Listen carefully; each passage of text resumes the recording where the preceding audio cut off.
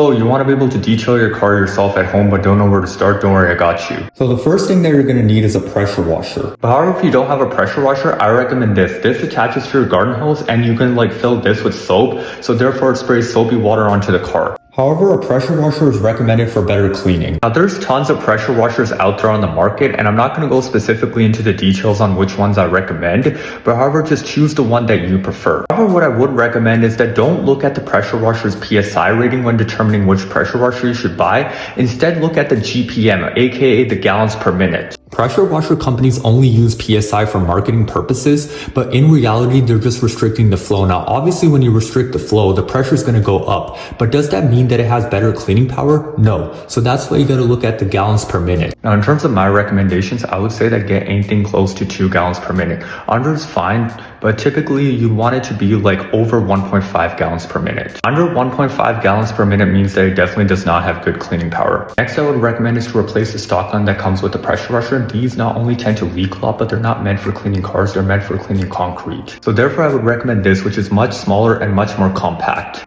Plus, it makes it easier to maneuver with a foam cannon. Next, I would recommend is to replace the foam cannon that comes with the pressure washer. These produce watery foam, and plus they're also really hard to attach to the pressure washer gun. So that's why I would recommend something like this, because not only does it produce really thick foam, it also quickly connects and disconnects onto the gun. Next, I would recommend is to get a set of quick connectors for your hose. You see, these from the factory come screw-on where you have to screw it onto the pressure washer, but however, over time that becomes really annoying, so the quick connector kit solves this problem where you just put it into the quick connector and it just quickly connects and disconnects. And it's the same thing for the gun as well, but however, when you're looking for a gun, make sure it has a rotatable swivel, so therefore it makes it easier to untangle the hose when you're walking backwards. Otherwise, you're going to be stuck untangling the hose the entire time. Now, in terms of tips, I would recommend to get a higher quality set of tips. These are the most common type of tips that you can find for pressure washer guns.